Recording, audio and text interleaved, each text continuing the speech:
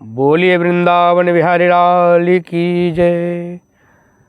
भैया दूज 2024 पे कब है, आज आप लोग इस वीडियो के माध्यम से जानकारी पाएंगे। तो आप लोग इस वीडियो में अंत तक बने रहें और भैया दूज का विधि क्या है, किस प्रकार से करना चाहिए, ये आप इस वीडियो के माध्यम से जानकारी पाएंगे। भैया दूज के दिन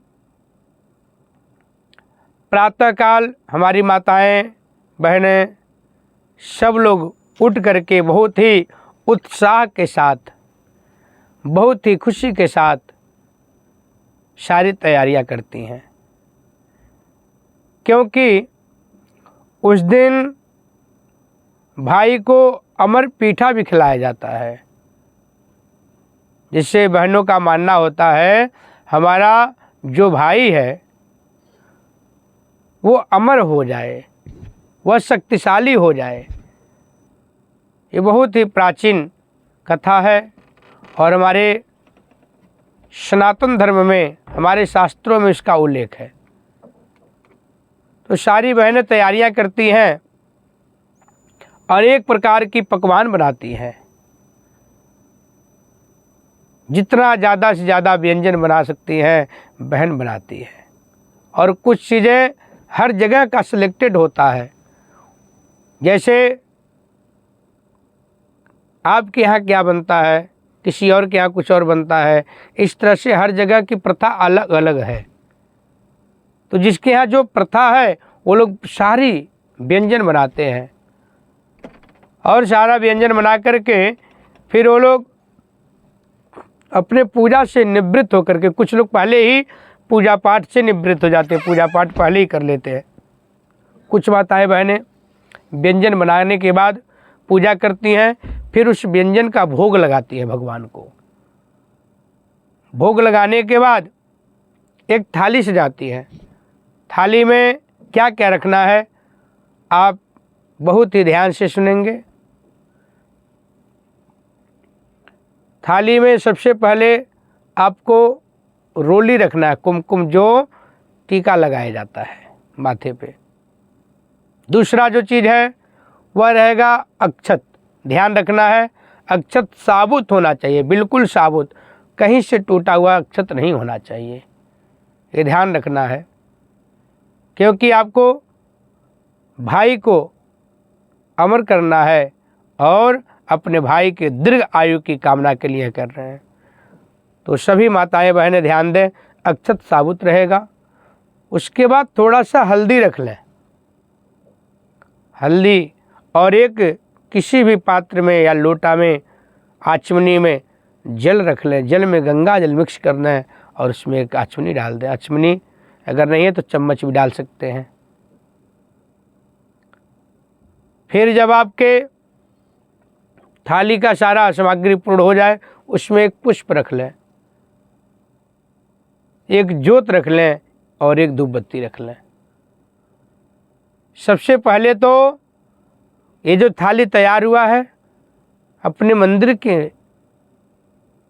सामने ले जाकर के रख लें और भगवान को भी टीका लगा दें, अक्षत लगा दें, और अक्षत लगाने के बाद थोड़ा सा उसी तिलक के ऊपर हल्दी लगा दें और भगवान को पुष्प चढ़ा करके वो पुष्प पुनः थाली में रख दें।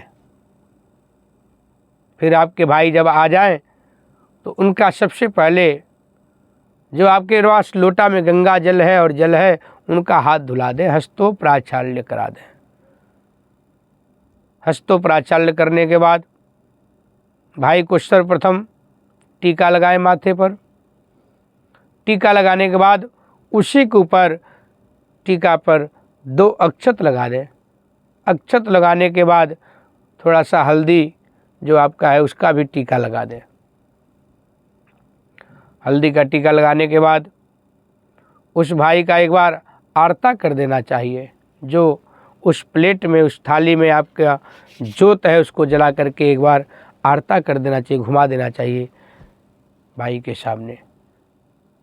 फिर जो पुष्प आपने भगवान को चढ़ा करके अपने थाली में रखे हैं, वो पुष्प अपने भाई को दे देना चाहिए और भाई को उस पुष्प को स्वीकार करके अपने पर्स में या अपने बैग में सदैव के लिए रख लेना चाहिए, क्योंकि वो जो पुष्प है उसमें जो बहन ने भगवान से प्रार्थना किया है, भगवान से जो मनोकामनाएं की है, हमारा भाई अमर हो और दीर्घ आयु प्राप्त हो, वो उसमें बहुत बड़ी शक्ति होती है।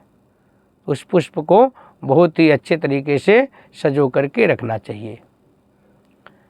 फिर उसके बाद जो व्यंजन का भोग लगा है वो भाई के समीप रख देना चाहिए और भाई को आग्रह करना चाहिए आप इसे ग्रहण करें। भाई उसको खाते हैं और भाई भी बहन को नेक देते हैं। सारे भाई कुछ न कुछ अपने बहन को नेक जरूर देते हैं।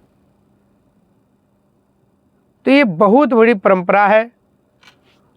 सारी माताएं बहनें भाइयों के लिए ये भैया दूज बनाती हैं और भगवान से कामना करती हैं मेरा भाई अमर हो, दीर्घ आयु को प्राप्त हो, भगवत कृपा उसके ऊपर प्राप्त हो।